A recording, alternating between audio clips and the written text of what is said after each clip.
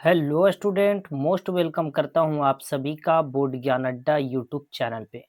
आपने इस वीडियो पे क्लिक किया, इसका मतलब आप भी क्लास 12th में पढ़ते हैं।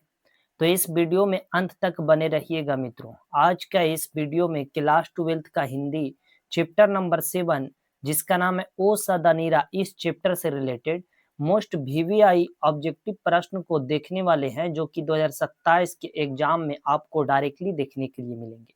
तो आपको भी 2027 में इंटर का बोर्ड एग्जाम देना है, तो इस वीडियो में अंत तक बने रहिएगा।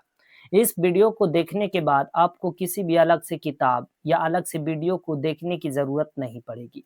इस वीडियो में ही आपको सभी प्रश्न जो है याद हो जाएंगे। और आपने इस चैप्टर से रिलेटेड अगर थ्योरी को अगर नहीं देखे हैं, तो इस वीडियो के डिस्क्रिप्शन में उसका लिंक मिल जाएगा, आप लोग वहां से देख लीजिएगा। उसके बाद इस वीडियो को देखिएगा तो आपको बहुत ही अच्छे तरीके से समझ में आ जाएंगे। तो ये वीडियो बहुत ही इंपॉर्टेंट है 2027 के एग्जाम के लिए, वीवीआई ऑब्जेक्टिव प्रश्न है मित्रों। तो इस वीडियो में अंत तक बने रहिएगा। ठीक है, चैनल पे अगर नए हैं तो इसे सब्सक्राइब कर लीजिए, और वीडियो अगर अच्छा लगता है तो इसे लाइक कर दीजिएगा और एक छोटा सा कमेंट जरूर करिएगा। ठीक है, तो चलिए बिना समय को बर्बाद के ही शुरू करते हैं आज का इस सेशन को। देखेंगे मित्रों, आज का पहला प्रश्न क्या है। आज का पहला प्रश्न है, चौर चौर जो है ये कैसा ताल है। क्या गहरा ताल, उथला ताल। चौर कैसा ताल है, गहरा ताल या उथला ताल, या तो फिर बड़ा ताल, या तो फिर बहुत पुराना। तो क्या हो जाएगा मित्रों, तो देखेंगे पहला नंबर प्रश्न का सही उत्तर क्या हो जाएगा। तो पहला नंबर प्रश्न जो है चौर कैसा ताल है, तो इसका सही उत्तर हो जाएगा उथला ताल। ऑप्शन नंबर बी जो है ना, ये ठीक आंसर हो जाएगा मित्रों, याद कर लीजिएगा, बहुत ही इंपॉर्टेंट है। और मैं आपको बतला दूं कि पूरा थ्योरी और साथ ही साथ इंपॉर्टेंट ऑब्जेक्टिव सब्जेक्टिव प्रश्न आपको बिल्कुल मुफ्त में ही मिलेंगे। बस आपको करना यह है, इस नंबर पे व्हाट्सएप मैसेज करना है। नंबर है 9934796799। इस नंबर पे व्हाट्सएप मैसेज करना, अपना नाम और एड्रेस लिख करके आपको बिल्कुल मुफ्त में ही पीडीएफ और नोट्स सेंड कर दिए जाएंगे। ठीक है, तो चलिए बढ़ते हैं अगले प्रश्न की ओर। प्रश्न नंबर सेकंड है। प्रश्न दूसरा है जो कि बहुत ही इंपॉर्टेंट है मित्रों, देखेंगे प्रश्न नंबर दूसरा क्या है। प्रश्न नंबर दूसरा है, गौतम बुद्ध का आविर्भाव कब हुआ था। क्या 2000 वर्ष पहले, 2500 वर्ष पहले, 3000 वर्ष पहले, या 1000 वर्ष पहले। तो क्या हो जाएगा, दूसरा नंबर प्रश्न का सही उत्तर हो जाएगा ऑप्शन नंबर बी, 2500 वर्ष पहले। ऑप्शन बी जो है ना मित्रों, ये ठीक आंसर हो जाएगा, याद कर लीजिएगा मित्रों, बहुत ही इंपॉर्टेंट है। ठीक है, आपको इस वीडियो से अगर थोड़ा सा भी फायदा होता है तो वीडियो को लाइक कर दीजिएगा, और चैनल पे अगर नए हैं तो इस चैनल से क्लास 12th की संपूर्ण तैयारी कराई जाती है, इसलिए चैनल को सब्सक्राइब जरूर कर लीजिएगा। ठीक है, बढ़ते हैं अगले प्रश्न की ओर। प्रश्न नंबर 3 है ना, 3 है, थारन शब्द किस शब्द से विकसित है। थार से, थाल से, थाली से, या इनमें से कोई नहीं। तो तीसरा नंबर प्रश्न का सही आंसर हो जाएगा थार से। ऑप्शन नंबर ए जो है ना, ये ठीक आंसर है मित्रों, याद कर लीजिएगा, बहुत ही इंपॉर्टेंट है 2027 के एग्जाम के लिए। अगला प्रश्न है मित्रों, देखेंगे बढ़ेंगे अगले प्रश्न की ओर। प्रश्न नंबर 4 है। प्रश्न नंबर 4 है, भोर का तारा किसकी कृति है। भोर का तारा किसकी कृति है। मोहन राकेश, जगदीश चंद्र माथुर, नामवर सिंह, या दिनकर। तो बतलाना है भोर का तारा किसकी कृति है। तो देखेंगे चौथा नंबर प्रश्न का सही आंसर हो जाएगा Mohan Rakesh. Option number B जो है ना, ये ठीक आंसर है मित्रों, याद कर लीजिएगा, बहुत ही इंपॉर्टेंट है 2027 के एग्जाम के लिए। बढ़ते हैं अगले प्रश्न की ओर। आप लोग इस सभी प्रश्न को नोट करते हुए चलिएगा, और बस 2 से 3 बार पढ़िएगा, सभी याद हो जाएगा, और इस चैप्टर से एग्जाम में एक भी प्रश्न नहीं छूटेगा। ठीक है, पांचवा प्रश्न, गंडक नदी का दूसरा नाम क्या है। नारायणी, कोसी, सोन, या तो फिर गंडक।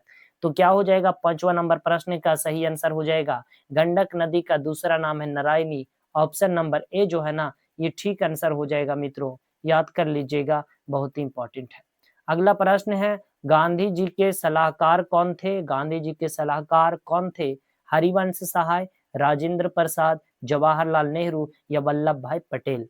तो छठा नंबर प्रश्न का सही आंसर हो जाएगा हरिवंश सहाय। ऑप्शन नंबर ए जो है ना, ये ठीक आंसर हो जाएगा मित्रों, याद कर लीजिएगा, बहुत ही इंपॉर्टेंट है 2027 के एग्जाम के लिए। तो छठा नंबर प्रश्न का सही आंसर ऑप्शन नंबर ए जो है ना, ये ठीक आंसर हो जाएगा मित्रों। बढ़ते हैं अगले प्रश्न की ओर, देखेंगे मित्रों, अगला प्रश्न की ओर चलते हैं। प्रश्न नंबर 7 है। प्रश्न नंबर 7 है, क्या कहा जा रहा है देखेंगे इस प्रश्न को, बहुत ही इंपॉर्टेंट है मित्रों, ठीक है, 2027 के एग्जाम के लिए, ठीक है। तो देखेंगे 7वां नंबर प्रश्न है, शिक्षा का उद्देश्य यह होगा कि बच्चे ऐसे पुरुष और महिलाओं के संपर्क में आए, यह कथन किसका है? क्या माथुर जी का है, गांधी जी का है, दिनकर जी का है या प्रसाद जी का है? तो बतलाना है 7वां नंबर प्रश्न का सही आंसर हो जाएगा option number B, Gandhi ji सही आंसर हो जाएंगे मित्रों, याद कर लीजिएगा, बहुत ही इंपॉर्टेंट है। बढ़ते हैं अगले प्रश्न की ओर। अगला प्रश्न है देखेंगे प्रश्न नंबर 8 कहा जा रहा है मित्रों, है ना, वीडियो में अंत तक बने रहिएगा। 8वां प्रश्न है, दशरथ नंदन के रचनाकार कौन है? जगदीश चंद्र माथुर, प्रेमचंद या आज्ञे जी या तो फिर दिनकर जी? तो 8वां नंबर प्रश्न का सही आंसर हो जाएगा जगदीश चंद्र माथुर, ऑप्शन नंबर ए जो है ना, ये ठीक आंसर है मित्रों, याद कर लीजिएगा, बहुत ही इंपॉर्टेंट है 2027 के एग्जाम के लिए। अगला प्रश्न है देखेंगे प्रश्न नंबर 9 है ना, कौन सी एकांकी माथुर जी की नहीं है? आषाढ़ का एक दिन, पहला राजा, मेरी बांसुरी या दशरथ नंदन? तो बतलाना है 9वां नंबर प्रश्न का सही आंसर हो जाएगा आषाढ़ का एक दिन, ये जो है ये माथुर जी की रचना नहीं है, इसलिए ऑप्शन नंबर ए जो है ना, ये आंसर हो जाएगा इस प्रश्न का, याद कर लीजिएगा। अगला प्रश्न है मित्रों, कोणार्क का प्रकाशन वर्ष क्या है? 1951, 1950, 1955 या 1960? तो बतलाना 10वां नंबर प्रश्न का सही आंसर हो जाएगा ऑप्शन ए 1951, ऑप्शन नंबर ए ठीक आंसर हो जाएगा मित्रों, याद कर लीजिएगा। बढ़ते हैं अगले प्रश्न को और अगला प्रश्न है, जगदीश चंद्र माथुर को कौन सा पुरस्कार नहीं मिला? जगदीश चंद्र माथुर को कौन सा पुरस्कार नहीं मिला? भारतीय ज्ञानपीठ पुरस्कार, विद्याधीपुर उपाधि या कालिदास अवार्ड या तो फिर बिहार राजभाषा पुरस्कार?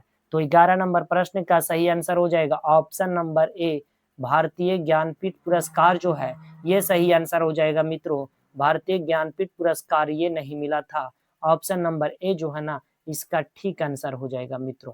बढ़ते हैं अगले प्रश्न की ओर। अगला प्रश्न है, ओ सदा नीरा किस विधा के अंतर्गत आता है ना? ओ सदा नीरा किस विधा के अंतर्गत आता है? निबंध, नाटक, उपन्यास या कविता? तो 12 नंबर प्रश्न का सही आंसर हो जाएगा ओ सदा नीरा पाठ की विधा क्या है मित्रों? निबंध है, ऑप्शन नंबर ए ठीक आंसर है मित्रों, ठीक है। बढ़ते हैं अगले प्रश्न की ओर। अगला प्रश्न है, चंपारण की भूमि को कैसी भूमि कहा गया है? चंपारण की भूमि को कैसी भूमि कहा गया? उपजाऊ, मनो या तो फिर मनोविस्मृति के हाथों सौंपने वाली या बंजर या सूखी? तो 13 नंबर प्रश्न का सही आंसर हो जाएगा ऑप्शन नंबर बी, माना क्या हो जाएगा? मनोविस्मृति के हाथों सौंपने वाली, ऑप्शन नंबर बी ठीक आंसर है मित्रों, याद कर लीजिएगा, बहुत ही इंपॉर्टेंट है। बढ़ते हैं अगले प्रश्न की ओर। गंडक नदी के किनारे क्या नहीं बस सका? गंडक नदी के किनारे क्या नहीं बस सका? गांव, पर्यटन स्थल, शहर या खेत? तो 14 नंबर प्रश्न का सही आंसर हो जाएगा ऑप्शन नंबर बी, पर्यटन स्थल, ऑप्शन बी ठीक आंसर हो जाएगा मित्रों, याद कर लीजिएगा, बहुत ही इंपॉर्टेंट है, ठीक है। आपको कमेंट करके बतलाना है, आपको कमेंट करना है, एक होमवर्क आपके लिए, आपको कमेंट में बतलाना है कि बिहार की, है ना, बिहार का शोक, है ना, बिहार का शोक किस नदी को कहा जाता है? बिहार का शोक किस नदी को कहते हैं? ये आपको कमेंट बॉक्स में इसका उत्तर देना है, बिहार का शोक किस नदी को कहते हैं। बढ़ते हैं अगले प्रश्न की ओर मित्रों। अगला प्रश्न है, अगला प्रश्न क्या हो जाएगा देखेंगे, प्रश्न नंबर 15 है, धांगड़ को चंपारण कब लाया गया? 8वीं शताब्दी के अंत में, 19वीं शताब्दी के अंत में या 17वीं शताब्दी में या 20वीं शताब्दी में? तो बतलाना है 15 नंबर प्रश्न का सही आंसर हो जाएगा ऑप्शन नंबर ए, 18वीं शताब्दी के अंत में, ऑप्शन ए ठीक आंसर हो जाएगा मित्रों, याद कर लीजिएगा, बहुत ही इंपॉर्टेंट है। अगला प्रश्न है, नील की खेती के लिए किसे लाया गया था? नील की खेती के लिए किसे लाया गया था?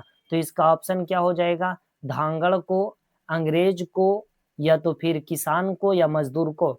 तो बतलाना है आप सभी को 16 नंबर प्रश्न का सही आंसर क्या हो जाएगा? तो 16 नंबर प्रश्न का सही आंसर हो जाएगा ऑप्शन नंबर ए, धांगड़ को, है ना, ऑप्शन ए धांगड़ को। धांगड़ किसको कहा जाता है? तो धांगड़ जो है ना, वो एक प्रकार की मजदूर ही होते हैं, उसी को धांगड़ कहा जाता है। अगला प्रश्न है मित्रों देखेंगे, क्या है प्रश्न है, जगदीश चंद्र माथुर का जन्म कहाँ हुआ था? ठीक है, जगदीश चंद्र माथुर का जन्म कहाँ हुआ था? शाहजहांपुर, पटना, दिल्ली या लखनऊ?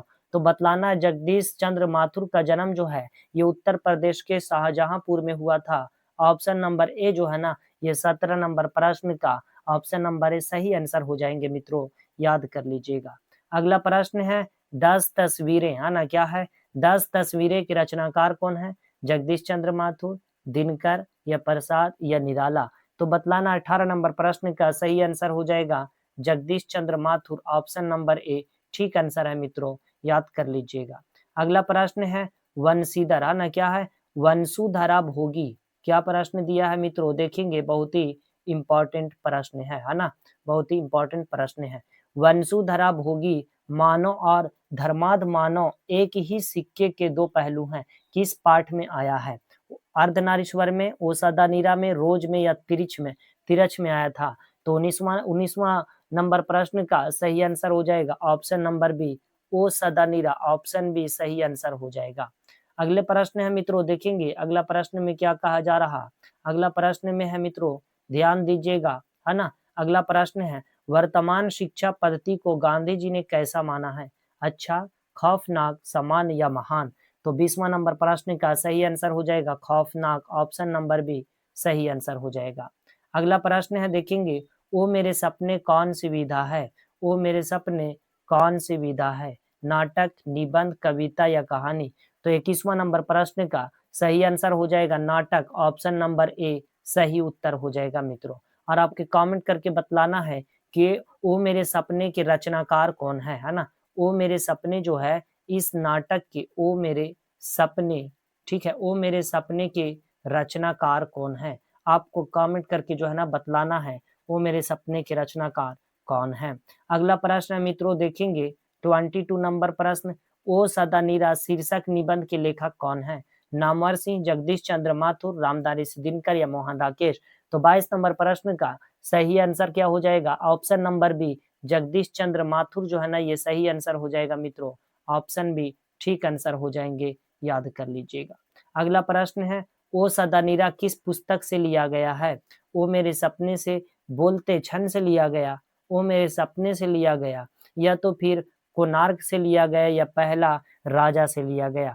तो बतलाना है 23 नंबर प्रश्न का सही आंसर क्या हो जाएगा मित्रों, ठीक है। तो ओ सदा नीरा किस पुस्तक से लिया गया है? तो बोलते क्षण से लिया गया है, इसलिए ऑप्शन नंबर बी ठीक आंसर हो जाएगा मित्रों, याद कर लीजिएगा, बहुत ही इंपॉर्टेंट है। अगला प्रश्न है, देखेंगे प्रश्न नंबर 24, जगदीश चंद्र माथुर का जन्म कब हुआ था? 16 जुलाई 1917, 15 अगस्त 1918, 20 जून 1916 या 10 जुलाई 1920? तो 24 नंबर प्रश्न का सही आंसर हो जाएगा ऑप्शन नंबर ए, 16 जुलाई 1917 सही आंसर हो जाएंगे मित्रों। बढ़ते हैं अगले प्रश्न की ओर। अगला प्रश्न है, गंडक नदी का जल सदियों से कैसा रहा? शांत, चंचल, स्थिर या गहरा? तो 25 नंबर प्रश्न का सही आंसर हो जाएगा चंचल, ऑप्शन नंबर बी सही आंसर हो जाएगा मित्रों, ठीक है, याद कर लीजिएगा, बहुत ही इंपॉर्टेंट है। अगला प्रश्न है, देखेंगे चंपारण में गांधी जी के, है ना, क्या है, चंपारण में गांधी जी के चमत्कार की कथा किसने लिखी थी? महात्मा गांधी, जवाहरलाल नेहरू, राजेंद्र प्रसाद या इनमें से कोई नहीं? तो 26 नंबर प्रश्न का सही आंसर हो जाएगा राजेंद्र प्रसाद, है ना, Rajendra Prasad, option number C ठीक आंसर हो जाएगा, याद कर लीजिएगा, ठीक है। अगला प्रश्न है, देखेंगे अगले प्रश्न की ओर चलते हैं, धांगड़ शब्द का उरांव भाषा में क्या अर्थ है? बहादुर, भाड़े का मजदूर, किसान या शक्तिशाली? तो क्या हो जाएगा मित्रों, 27 नंबर प्रश्न का सही आंसर हो जाएगा भाड़े का मजदूर, है ना, क्या हो जाएगा, भाड़े का मजदूर, ऑप्शन नंबर बी, ठीक है। तो धांगड़ किसको बोला जाता है? तो भाड़े पर लाए गए मजदूर को कहा जाता है, ऑप्शन बी ठीक आंसर हो जाएगा। अगला प्रश्न है, गांधी जी चंपारण कब आए थे? गांधी जी चंपारण कब आए थे? अप्रैल 1917, मई 1918, अप्रैल 1920 या जून 1917? तो 28 नंबर प्रश्न का सही आंसर हो जाएगा ऑप्शन नंबर ए, अप्रैल 1917 सही आंसर हो जाएगा मित्रों, याद कर लीजिएगा, बहुत ही इंपॉर्टेंट है। अगले प्रश्न की ओर चलते हैं, ओ मेरे सपने क्या है? उपन्यास है, कहानी है, नाटक है या निबंध है? तो मेरे सपने क्या है? तो बतलाना है। 29 नंबर प्रश्न का सही आंसर हो जाएगा नाटक, है ना? ऑप्शन नंबर सी ठीक आंसर है मित्रों, याद कर लीजिएगा, बहुत ही इम्पोर्टेंट है। अगले प्रश्न की ओर चलते हैं, प्रश्न नंबर 30 है। प्रश्न नंबर 30 में क्या कहा जा रहा है मित्रों? ध्यान दीजिएगा इस पे, है ना? कहा जा रहा कि वैशाली महोत्सव का प्रतिवर्ष आयोजन किसने प्रारंभ करवाया? रामधारी सिंह दिनकर, या तो फिर जगदीश चंद्र माथुर, मोहन राकेश या नामवर सिंह? तो 30 नंबर प्रश्न का सही आंसर हो जाएगा जगदीश चंद्र माथुर। ऑप्शन नंबर बी जो है ना, ये ठीक आंसर है मित्रों, याद कर लीजिएगा, बहुत ही इंपॉर्टेंट है। अगला प्रश्न है, देखेंगे राजा हरि सिंह, है ना? क्या है प्रश्न पर ध्यान दीजिएगा मित्रों, ठीक है? राजा हरि सिंह क्या है प्रश्न में, देखेंगे राजा हरि सिंह देव को किसका मुकाबला करना पड़ा? गयासुद्दीन तुगलक, औरंगजेब, अलाउद्दीन खिलजी या नादिर शाह? तो 31 नंबर प्रश्न का सही उत्तर क्या हो जाएगा मित्रों? तो ध्यान दीजिएगा, सही आंसर हो जाएगा option number A Ghiyasuddin Tughlaq. Option number A जो है ना, ये ठीक आंसर हो जाएगा मित्रों, याद कर लीजिएगा, बहुत ही इंपॉर्टेंट है। अगला प्रश्न है, जगदीश चंद्र माथुर का निधन कब हुआ? 1978, 1980, 1975 या 1990? तो 32 नंबर प्रश्न का सही आंसर क्या हो जाएगा? ऑप्शन नंबर ए 1978 हो जाएगा। ऑप्शन ए ठीक आंसर हो जाएगा, ठीक है? आपको कमेंट करके बतलाना है कि जगदीश चंद्र माथुर के पिता का नाम क्या था? पिता का नाम, आपको पिता का नाम कमेंट करके बतलाना है मित्रों, ठीक है? और दूसरा प्रश्न आपको बतलाना है कि भारत की राजधानी कहाँ है? भारत की राजधानी कहाँ है? आपको ये भी होमवर्क है, ये भी बतलाना है। तो जगदीश चंद्र माथुर का निधन कब हुआ? याद रखेंगे 1978 में हुआ था। ऑप्शन ए सही आंसर है। अगले प्रश्न की ओर चलते हैं, 33 नंबर प्रश्न है मित्रों, बहुजन, है ना? क्या है प्रश्न है? बहुजन संप्रेषण के माध्यम पुस्तक किसने लिखी? मोहन राकेश, नामवर सिंह, जगदीश चंद्र माथुर या दिनकर, यानी रामधारी सिंह दिनकर? तो बतलाना 33 नंबर प्रश्न का सही आंसर हो जाएगा जगदीश चंद्र माथुर। ऑप्शन नंबर सी ठीक आंसर है। अगले प्रश्न की ओर चलते हैं, प्रश्न है परंपराशील, है ना? परंपराशील नाट्य पुस्तक के लेखक कौन है? जगदीश चंद्र माथुर, आज्ञे, प्रेमचंद या निराला? तो 34 नंबर प्रश्न का सही आंसर हो जाएगा जगदीश चंद्र माथुर। ऑप्शन नंबर ए ठीक आंसर हो जाएगा। अगला प्रश्न की ओर चलते हैं, मन यानी कि क्या है? मन यानी ताल कैसा होता है? उथला, गहरा और विशाल, सूखा या छोटा? तो 35 नंबर प्रश्न का सही आंसर हो जाएगा मित्रों ऑप्शन नंबर बी गहरा और विशाल। ऑप्शन नंबर बी सही आंसर हो जाएगा। तो मित्रों ये था आज का वीडियो क्लास 12th का हिंदी चैप्टर नंबर कितने? तो चैप्टर नंबर 7 ओ सदा नीरा, जो चैप्टर का नाम है उस चैप्टर से रिलेटेड इंपॉर्टेंट, है ना? ओ सदा नीरा चैप्टर से रिलेटेड जो है ना ऑब्जेक्टिव प्रश्न आप सभी को कैसा लगा, है ना? कमेंट करके जो है ना जरूर बतलाइएगा। और इसी चैप्टर 7 से रिलेटेड वीबीआई, है ना, वीबीआई सब्जेक्टिव प्रश्न को अगले वीडियो में लेकर के आने वाले हैं। आपको रोजाना शाम के जो है ना, आपको रोजाना जो है शाम के 7:30 बजे इस चैनल पे जो है ना वीडियो देखने के लिए मिलेंगे। तो इस चैनल पे अगर नए हैं तो चैनल को सब्सक्राइब कर लीजिए। चैप्टर नंबर 7 से रिलेटेड वीबीआई सब्जेक्टिव प्रश्न को अपलोड किया जाए तो आपके पास सबसे पहले नोटिफिकेशन पहुंचे और आपकी तैयारी अच्छे से अच्छे तरीके से हो पाए। तो वीडियो आप सभी को कैसा लगा कमेंट जरूर करिएगा। और इस चैनल से क्लास 12 की संपूर्ण तैयारी कराई जाती है। चैनल पे नए हैं तो सब्सक्राइब कर लीजिएगा। अपने दोस्तों में इसे ज़्यादा से ज़्यादा शेयर कर दीजिएगा और एक छोटा-सा कमेंट ज़रूर करिएगा मित्रों। ठीक है? तब तक के लिए पढ़ते रहें, मस्त रहें, स्वस्थ रहें। जय हिंद, वंदे मातरम।